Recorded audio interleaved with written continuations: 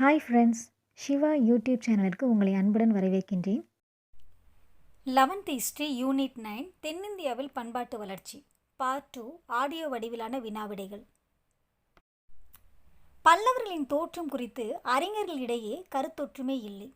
யார் சிலர் பார்த்தியர் எனும் அரச மரபின் மற்றொரு பெயரான பகல்வ என்ற சொல்லின் திரிபே பல்லவ ஆகும் என்ற கருத்தை கொண்டிருந்தனர் தொடக்க கால அறிஞர்கள்.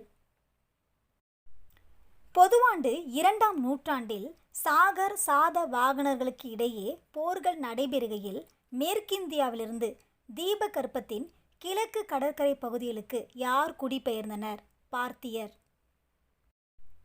இன்றைய அறிஞர் பலர் யாரை தென்னிந்தியாவை பிறப்பிடமாக கொண்டவர்கள் அல்லது வட இந்தியரோடு இரத்த கலப்பு கொண்டவர்கள் என்றும் கருதுகின்றனர். பார்த்தியரை. யார் வடபெண்ணை ஆற்றுக்கும் வட வெள்ளாற்றுக்கும் இடைப்பட்ட நிலப்பரப்பான தொண்டை மண்டலத்தோடு தொடர்புடையவர் ஆவர்? பல்லவர்கள். சிம்மவர்மனின் மகன் யார்? சிம்ம விஷ்ணு. சிம்மவர்மனின் மகனான யார் காவேரி வரை முன்னேறி சோழர்களுக்கு சொந்தமான பகுதிகளை கைப்பற்றி தன் தந்தை தொடங்கிய பல்லவ வம்ச ஆட்சியை ஒருங்கிணைக்கும் பணியை மேற்கொண்டார்?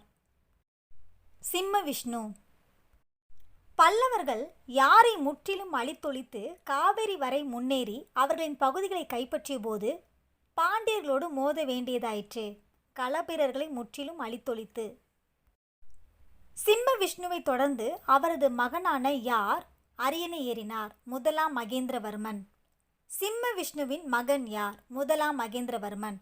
முதலாம் மகேந்திரவர்மனின் காலகட்டம் பொதுவாண்டு 590 முதல் 630 வரை.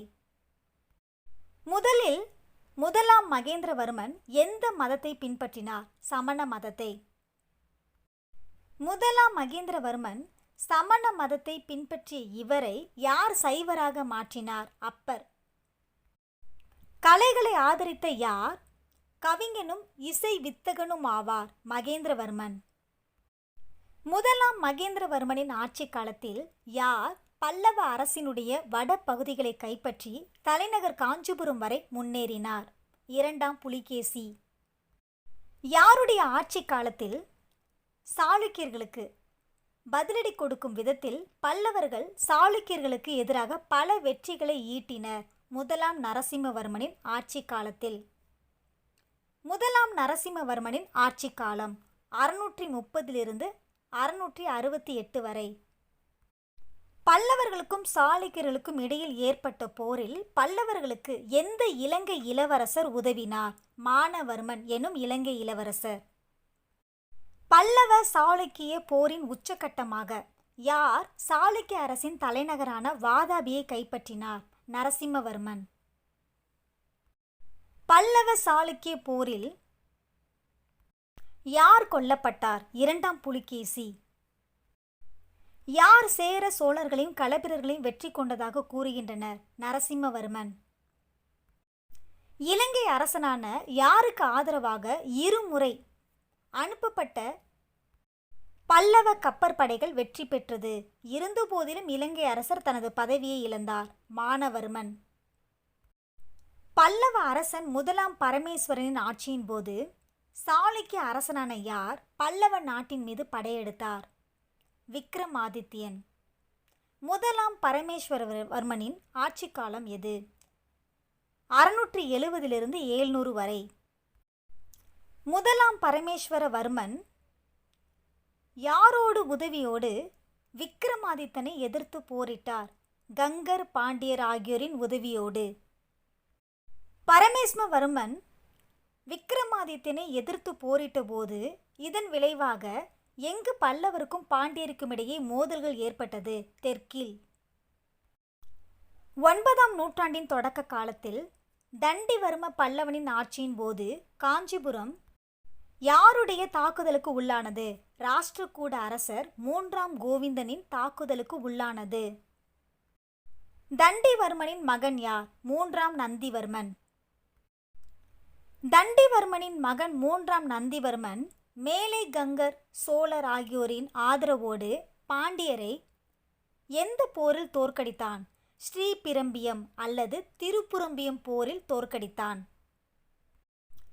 3 நந்திவர்மனின் பேரன் யார்? அபராஜிதன்.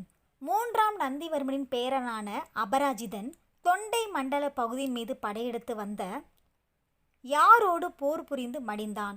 முதலாம் ஆதித்த சோழனோடு போர் புரிந்து மடிந்தான். முதலாம் ஆதித்த சோழனோடு போர் புரிந்து மடிந்த அபராஜிதனுக்கு பிறகு எந்த ஆட்சி முடிவுக்கு வந்தது? பல்லவரின் ஆட்சி முடிவுக்கு வந்தது. தொண்டை மண்டலம் யாருடைய கட்டுப்பாட்டின் கீழ் வந்தது? சோழர்களின் கட்டுப்பாட்டின் கீழ் வந்தது. எந்த நூற்றாண்டிலிருந்து நூற்றாண்டு வரை கேரளா சேர பெருமாள் அரசர்களால் ஆளப்பட்டிருந்தாலும் 9ஆம் நூற்றாண்டின் தொடக்கம் வரை அவர்களது வரலாறு குறித்து ஓரளவே தெரிய வந்துள்ளது. பொதுவாண்டு 6ஆம் நூற்றாண்டு முதல் 9ஆம் நூற்றாண்டு வரை. யாருடைய ஆட்சி காலத்தில் அரச பதவியானது தெய்வீக உரிமை என்றும் அவ்வுரிமையானது வம்சாவளியாக தொடர்வது என்றும் கருதப்பட்டது? பல்லவர் காலத்தில்.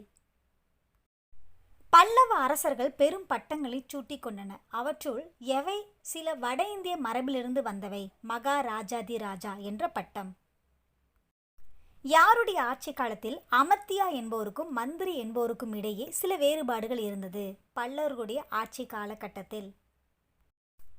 எவை பொதுவாக ராஜதந்திரி என புரிந்து கொள்ளப்படுகின்றது? மந்திரி.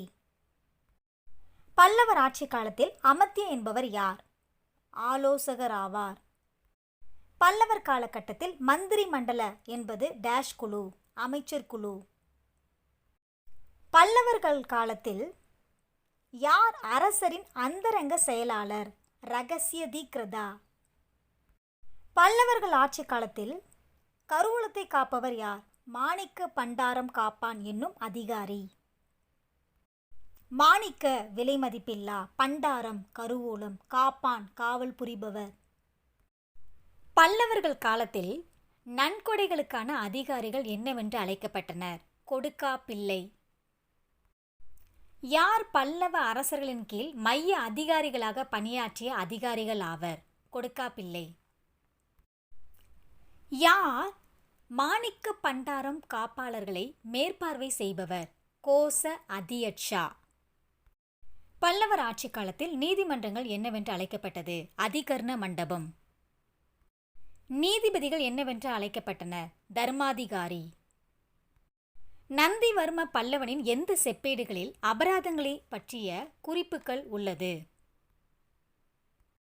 காசக்குடி செப்பேடுகளில். பல்லவர் ஆட்சி காலத்தில் மேல்நிலை நீதிமன்றங்களில் விதிக்கப்படும் அபராதங்கள் என்னவென்று அழைக்கப்பட்டது? கர்ண தண்டம். கீழ்நிலை நீதிமன்றங்களில் விதிக்கப்படும் அபராதங்கள் என்னவென்று அழைக்கப்பட்டது? அதிகர்ண தண்டமம். பல்லவர் ஆட்சி காலத்தில் மாநில ஆளுநர்களுக்கு எந்த அளவிலான அதிகாரிகள் ஆலோசனை வழங்கி உதவிகள் செய்தனர்? மாவட்ட அளவிலான அதிகாரிகள். கிராமங்களில் யார் பங்கு பெறும் மன்றங்கள் இருந்தது? மக்கள் பங்கு பெறும் மன்றங்கள் இருந்தது. பல்லவர்கள் ஆட்சி காலத்தில் நில உடைமை உரிமை யாரிடம் இருந்தது? அனைத்தும் அரசரிடமே இருந்தது. பல்லவர்கள் ஆட்சி காலகட்டத்தில் அரசருக்கு சொந்தமான நிலங்கள் யாருக்கு குத்தகைக்கு விடப்பட்டது? குடியானவர்களுக்கு. பல்லவர்கள் ஆட்சி காலத்தில் பல்வேறு ஜாதிகளை சேர்ந்த மக்களை கொண்ட கிராமங்கள் எவற்றை செலுத்தின? நிலவரி செலுத்தின. எந்த கிராமங்கள் ஒரு பிராமணருக்கோ அல்லது சில பிராமணர்களை கொண்ட ஒரு குழுவுக்கோ கொடையாக வழங்கப்பட்டது? பிரம்மதேய கிராமங்கள். பல்லவர்கள் காலத்தில் எந்த கிராமங்கள் வரி செலுத்த வேண்டியதில்லை என்பதால் இந்த கிராமங்கள் ஏனைய கிராமங்களை காட்டிலும் செழிப்பாக இருந்தது? பிரம்மதேய கிராமங்கள். பல்லவர்கள் ஆட்சி காலத்தில் கோவில்களுக்கு கொடையாக வழங்கப்பட்ட கிராமங்கள் என்னவென்று அழைக்கப்பட்டது? தேவதான கிராமங்கள். எவற்றின் வருவாயை கோவில் நிர்வாகிகள் பெற்று கொண்டனே அன்றி அரசு பெறவில்லை? தேவதான கிராமங்களின் வரியை.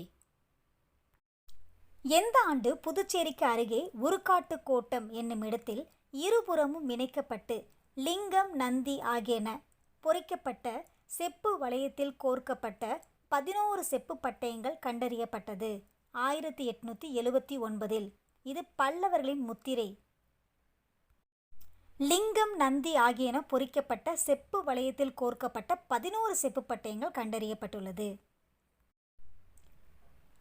அரசன் நந்திவர்மனின் எத்தனையாவது ஆட்சி ஆண்டில் மானியமாக தரப்பட்ட ஒரு கிராமம் குறித்த செய்திகள் இந்த செப்பு பட்டயங்களில் பதிவு செய்யப்பட்டுள்ளது.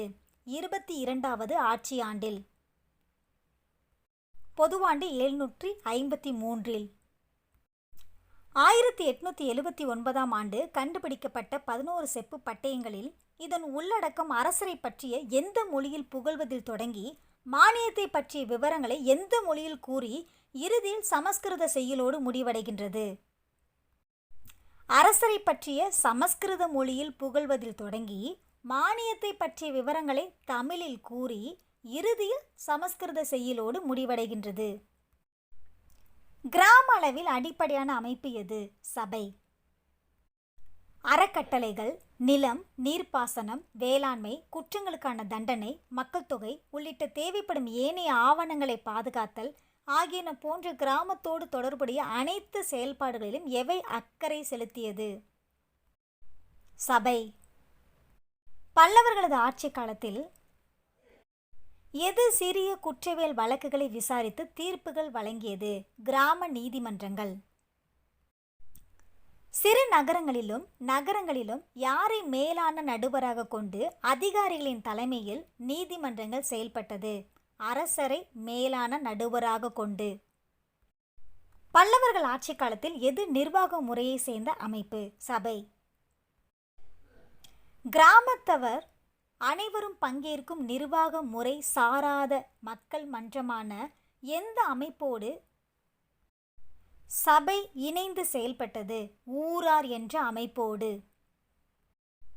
மாவட்ட குழு எவற்றோடு இணைந்து செயல்பட்டது? நாடு அல்லது மாவட்ட நிர்வாகத்தோடு. கிராம அளவிலான ஊரார் மற்றும் நாடு அல்லது மாவட்ட நிர்வாகத்தோடு. இந்த அமைப்புகளுக்கும் அரசு நிர்வாகத்திற்கும் இடையே பாலமாக செயல்பட்டவர் யார்? கிராம தலைவர். எந்த சிறப்பு வகை நிலத்தை தென்னிந்தியாவில் மட்டுமே அறிகின்றோம்? ஏரிப்பட்டி அல்லது ஏரி நிலம் என்னும் சிறப்பு வகை நிலத்தை. எந்த நிலத்தில் தனிப்பட்ட மனிதர்கள் கொடையாக கொடுத்த வரியானது கிராமத்து ஏரிகளை பராமரிப்பதற்காக தனியாக ஒதுக்கி வைக்கப்படும்? ஏரிப்பட்டி அல்லது ஏரி நிலம் எனும் சிறப்பு வகை நிலம். ஏரிகளை பராமரிப்பது யாரின் பொறுப்பு? கிராமத்தின் பொறுப்பு.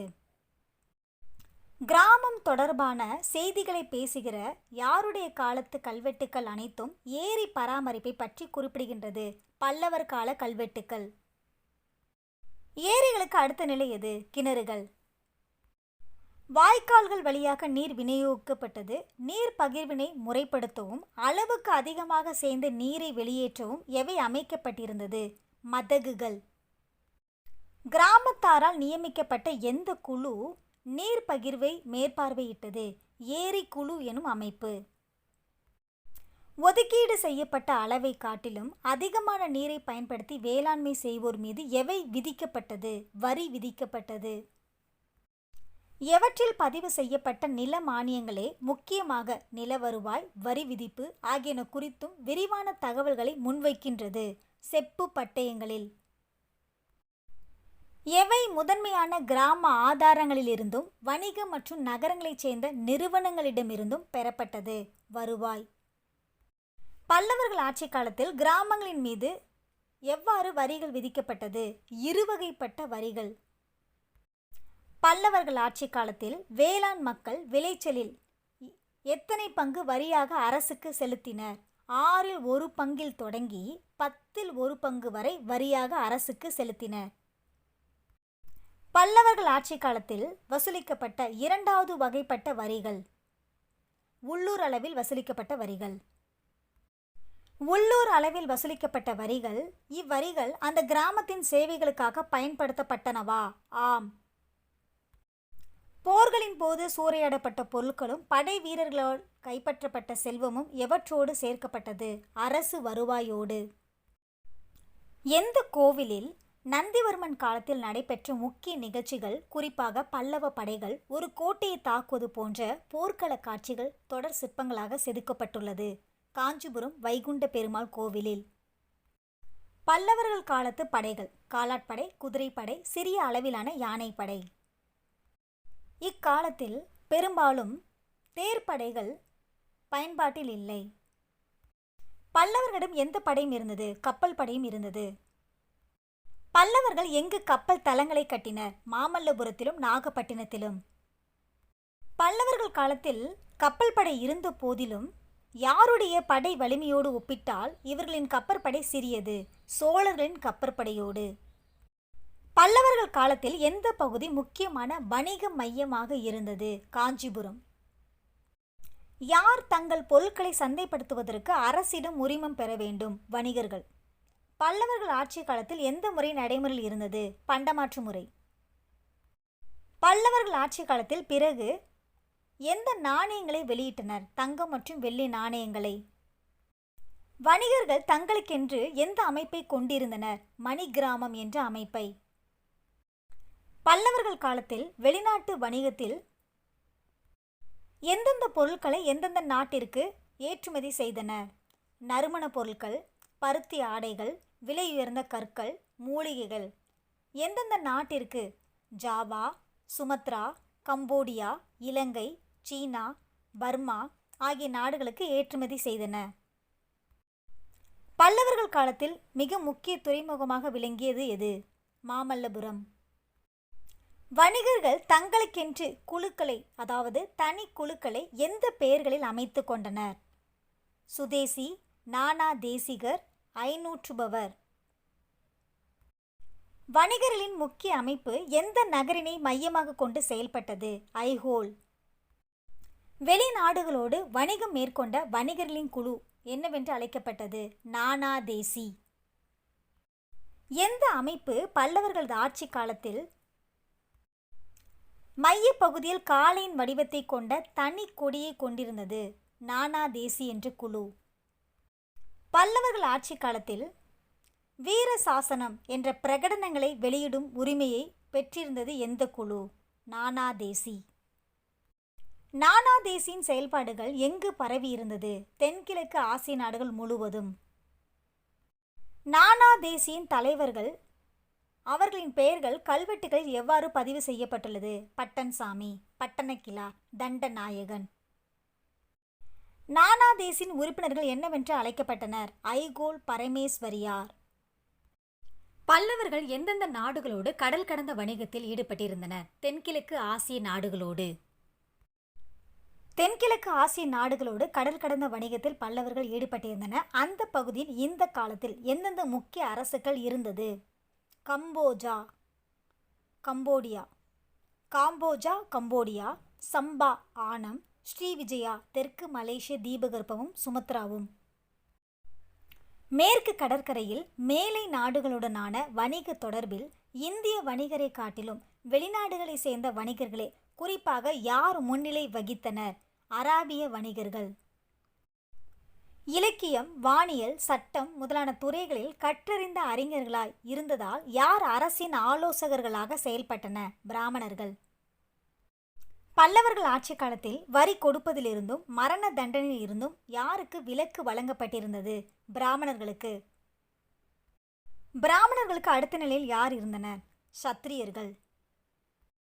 பல்லவர்கள் ஆட்சி காலத்தில் வேதங்களை படிப்பதற்கான உரிமையை பெற்றிருந்தவர்கள் யார்? சத்திரியர்கள். யாருடைய ஆட்சி காலத்தில் ஆரிய மயமாதலும் வட இந்திய கருத்து போக்குகளின் செல்வாக்கும் தென்னிந்தியாவில் மிகுந்தது என்று பெரும்பாலான அறிஞர்கள் ஏற்றுக்கொள்கின்றனர்? பல்லவர்கள் காலத்தில். பல்லவர்கள் காலத்தில் எந்த பகுதி முக்கியத்துவம் வாய்ந்த கல்வி மையமாக இருந்தது? காஞ்சிபுரம். பல்லவர்கள் காலத்தில் வேத மதங்களை பின்பற்றுவோர் யாரை வழிபட்டனர்? சிவனை. யாரை முதலாக தனது ஆட்சி காலத்தின் இடைப்பகுதியில் சமண மதத்திலிருந்து விலகி சைவத்தை தழுவினார்? மகேந்திரவர்மன். யார் சமணத்தின் மீது சகிப்புத்தன்மை அற்றவராய் சில சமண மடாலயங்களையும் அளித்தார்? மகேந்திரவர்மன். பௌத்தமும் சமணமும் யாருடைய ஆட்சி காலத்தில் செல்வாக்கை இழந்தது? பல்லவர்கள் ஆட்சி காலத்தில். யார் காஞ்சிபுரத்தில் 100 பௌத்த மடாலயங்களையும் மகாயான பௌத்தத்தை சேர்ந்த 10,000 குருமார்களையும் தான் கண்டதாக பதிவு செய்துள்ளார்? Yuan Chwang. மதிப்புமிக்க கவிஞர்களாயிருந்த அடியார்களான நாயன்மார்களும் ஆழ்வார்களும் யாருடைய காலத்தில் வாழ்ந்தனர்? பல்லவர்கள் ஆட்சி காலத்தில். தென்னிந்திய பகுதியில் ஆரிய பண்பாடு செல்வாக்கு பெற்றுவிட்டதை தெளிவாக காட்டும் அடையாளம் யாருக்கு கொடுக்கப்பட்ட ஒப்புயர்வற்ற இடம்? பிராமணர்களுக்கு. பல்லவர்கள் ஆட்சி காலத்தில் தொடக்கத்தில் கல்வி பௌத்தர்கள் மற்றும் சமணர்களின் கட்டுப்பாட்டில் கீழ் இருந்தது. சமஸ்கிருத பிராகிருத மொழியில் எழுதப்பட்ட மத நூல்களை கொண்டு வந்த யார் நாளடைவில் தமிழை பயன்படுத்த தொடங்கினர்? சமணர்கள். சமண மத மையங்களை சமணர்கள் எங்கு நிறுவினர்? காஞ்சியிலும் மதுரையிலும் கர்நாடகாவில் சரவண பெலகோலாவில். அங்கு உள்ளதை போன்றே இங்கும் மையங்களை சமணர்கள் நிறுவினர். காஞ்சியிலும் மதுரையிலும். காஞ்சி பகுதியிலும் கிருஷ்ணா கோதாவரி நதிகளுக்கு இடைப்பட்ட பகுதிகளிலும் எந்த மடாலயங்கள் அமைந்திருந்தது? பௌத்த துறவி மடாலயங்கள். பல்லவர்கள் காலத்தில் நாலந்தா பல்கலைக்கழகத்திற்கு இணையான புகழை பெற்றிருந்த எந்த பல்கலைக்கழகத்தை தவிர வேறு சில சமஸ்கிருத கல்லூரிகளும் செயல்பட்டு வந்தது? காஞ்சி பல்கலைக்கழகத்தை தவிர. பல்லவர்கள் ஆட்சி காலத்தில் எந்த மொழி அங்கீகரிக்கப்பட்ட ஊடக மொழியாகவும் அரச சபையின் அலுவலக மொழியாகவும் இருந்ததால் இலக்கிய வட்டாரங்களால் ஏற்றுக்கொள்ளப்பட்டது? சமஸ்கிருதம். எந்த நூற்றாண்டில் மடங்கள் பிரபலமாகியது? 8ஆம் நூற்றாண்டில். மடங்கள் எவ்வாறு செயல்பட்டது? மடங்கள் ஓய்வு இல்லங்களாகவும் உணவு சாலைகளாகவும் கல்வி கற்பதற்கான இடமாகவும் ஒரே நேரத்தில் செயல்பட்டது. முதலாம் மகேந்திரவர்மன் எந்த நூலை சமஸ்கிருதத்தில் எழுதினார்? மத்த விலாச பிரகசனம். தென்னிந்தியாவில் சமஸ்கிருதத்தில் எழுதப்பட்ட வியக்கத்தக்க 2 நூல்கள் சமஸ்கிருத இலக்கியத்திற்கான தர அளவுகளை உருவாக்கியது. அவை யாவை? பாரவியின் கிருதார்ஜுனியம், தண்டியின் தசகுமார சரிதம். காவிய தர்சா என்னும் நூலை இயற்றியவர் யார்? தண்டி. தண்டி எந்த அரசவையை சில ஆண்டுகள் அலங்கரித்ததாக தெரிகிறது? பல்லவ அரசவையை. பல்லவர் பகுதிகளில் குடைவரை கோவில்களை அறிமுகம் செய்த பெருமை யாரை சேரும்? முதலாம் மகேந்திரவர்மனை. பிரம்மா, ஈஸ்வரா, விஷ்ணு ஆகியோருக்கு தான் கட்டிய கோவில்கள் கோவில் கட்டுவதற்கு பாரம்பரியமாக பயன்படுத்தப்படும் செங்கல், மரம், உலோகம், சாந்து ஆகியன கொண்டு கட்டப்படவில்லை என முதலாம் மகேந்திரவர்மன் தனது எந்த கல்வெட்டில் பெருமையுடன் குறிப்பிட்டுள்ளார்? மண்டகப்பட்டு கல்வெட்டில். யாருடைய குடைவரை கோவில்கள் வழக்கமாக மண்டப பாணியில் தூண்களை கொண்ட ஒரு மண்டபத்தை கொண்டிருக்கும் அல்லது முதலில் ஒரு மண்டபத்தையும் அதற்கு பின்புறமோ பக்கவாட்டிலோ ஒரு கருவறையை கொண்டிருக்கும்? மகேந்திரவர்மனின் குடைவரை கோவில்கள். மகாராஷ்டிரா மாநிலத்தின் அவுரங்காபாத் மாவட்டத்தில் எந்த இடங்களில் திரளாக குகைகளும் கோவில்களும் அமைந்துள்ளது? எல்லோரா, அஜந்தா என்னும் இடங்களில். எந்த குகை கோவில்கள் அவற்றின் சிற்பங்களுக்காக பெயர் பெற்றவை? எல்லோரா. எந்த கோவில்கள் அவற்றின் ஓவியங்களுக்காக புகழ் பெற்றவை? அஜந்தா குகை கோவில்கள். அஜந்தா, எல்லோரா இந்த கோவில்களின் காலம் சுமார் எத்தனை ஆண்டுகள்? பொதுவாண்டு 500 950 வரை. முதல் குகை கோவில் யாருக்காக உருவாக்கப்பட்டது? ஆசீவிகர்களுக்காக. எல்லோராவில் உள்ள குடைவரை கோவில்களில் எத்தனை குகைகள் சரணத்ரி மலையில் அமைந்துள்ளது? 34 குகைகள்.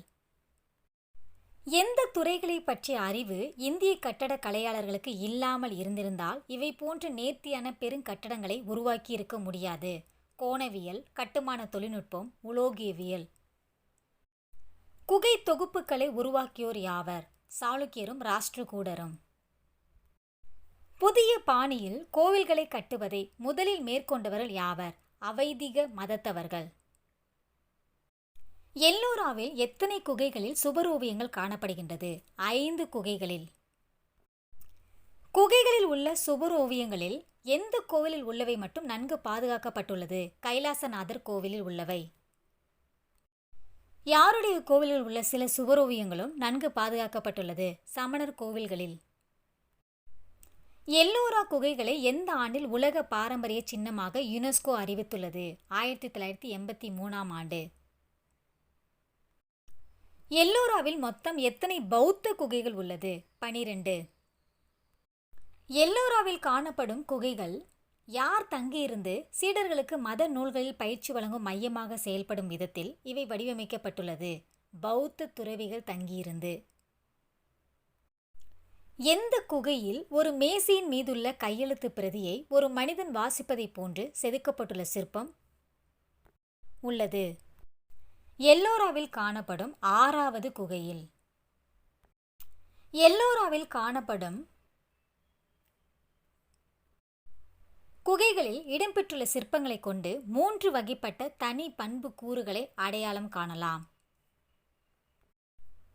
மிக முக்கியமானதும் மையமானதும் புத்தரின் 3 வகை தோற்றங்கள். தியான புத்தர், தியான முத்ரா. போதனை செய்யும் புத்தர், வியாக்கியான முத்ரா. வலது கை ஆள்காட்டி விரலால் பூமியை தொடும் புத்தர், பூமி ஸ்பர்ஷ முத்ரா. பௌத்த குகைகளில் எந்தெந்த பெண் தெய்வங்களின் உருவங்கள் செதுக்கப்பட்டுள்ளது? தாரா, கதிரவாணி தாரா, சுந்தா, வஜ்ரதீஸ்வரி, மகா மயூரி, சுஜாதா, பந்தாரா, பிரிகுட்டி ஆகியன. எங்கு பெரிய உருவம் கொண்ட பெண்மணி இடையில் ஒட்டியானத்துடன் நாக பாம்பினால் ஆன தலைப்பாகையுடன் காட்சியளிக்கும் வடிவம் செதுக்கப்பட்டுள்ளது? எல்லோராவில் உள்ள குகை எண் 12. குகை எண் 12 அதே குகையில் எந்த பெண் தெய்வம் கையில் ஒரு நாகப்பாம்பை பிடித்தபடி நிற்கும் காட்சி செதுக்கப்பட்டுள்ளது? காதிரிவாணி தாரா என்னும் பெண் தெய்வம். எல்லோராவில் உள்ள சில சமண குகைகள். அங்கு எந்தெந்த உருவங்கள் செதுக்கப்பட்டுள்ளது? பணியாட்கள் சூழ யக்ஷ மாதாங்கா, மகாவீரர், பார்சவநாதர், கோமதீஸ்வரர் ஆகியோரின் உருவங்கள் செதுக்கப்பட்டுள்ளது. எல்லோராவில் உள்ள வேத மத குகைகளில் காலத்தால் முந்தியவை, ஓரளவு சிறியதாகவும் எளிமையாகவும் உள்ளது. எந்த குகையை தவிர மற்றவை அனைத்தும் சதுர வடிவம் கொண்டவை? கைலாசநாதர் குகையை தவிர. எந்த குகை மட்டும் மிகப்பெரிய ஒற்றை கல்லிலான வடிவம்? கைலாசநாதர் குகை 16. எந்த கோவில் 2 அடுக்குகளை கொண்டது? கைலாசநாதர் குகை. கைலாசநாதர் குகையின் கீழடுக்கில் எந்த வடிவங்கள் செதுக்கப்பட்டுள்ளது? யானை வடிவங்கள். எந்த கோவிலின் வெளிப்பகுதி மிக நன்றாக செதுக்கப்பட்ட சாளரங்களையும் இந்து புராணங்களில் குறிப்பிடப்பட்டுள்ள தெய்வங்களின் வடிவங்களையும் காதல் மோகத்தை வெளிப்படுத்துகின்ற ஆண் பெண் மிதுன வடிவங்களையும் கொண்டுள்ளது? கைலாசநாதர் குகை கோவில். எந்த கோவிலின் நுழைவாயிலின் இடப்பக்கம் இடம்பெற்றுள்ள கடவுள் வடிவங்கள் பெரும்பாலும் சைவ கடவுள்களாகவும் வலப்பக்கம் உள்ளவை வைணவ கடவுள்களாகவும் உள்ளது? கைலாசநாதர் குகை கோவில். கைலாசநாதர் கோயிலில் தெய்வங்களின் கைகளில் உள்ள ஆயுதங்கள், இசைக்கருவிகள் ஆகியவை கோவில் சுவர்களில் எந்த கட்டங்களில் தொடர் சிற்பங்களாக செதுக்கப்பட்டுள்ளது? சதுர செவ்வக கட்டங்களில். எங்கு பெண் நீர் தெய்வமான கங்கை ஒரு முதலையின் மீது அமர்ந்திருப்பதும் யமுனை ஆமையொன்றின் மீது அமர்ந்திருக்கும் காட்சியும் கருத்தை கவரும் வண்ணம் செதுக்கப்பட்டுள்ளது? கைலாசநாதர் குகை கோவிலில். இந்த ஆடியோ வடிவிலான வினா விடைகள் உங்களுக்கு மிகவும் பயனுள்ளதாக இருக்கும் என்று நான் நம்புகின்றேன். அடுத்த வீடியோவில் அஜந்தாவிலிருந்து பார்க்க போகிறோம். இந்த வீடியோ உங்களுக்கு பிடிச்சிருந்துச்சுன்னா உங்கள் ஃப்ரெண்ட்ஸ்க்கு ஷேர் பண்ணுங்கள், லைக் பண்ணுங்கள், கமெண்ட் பண்ணுங்கள், சப்ஸ்கிரைப் பண்ணுங்கள். தேங்க்யூ.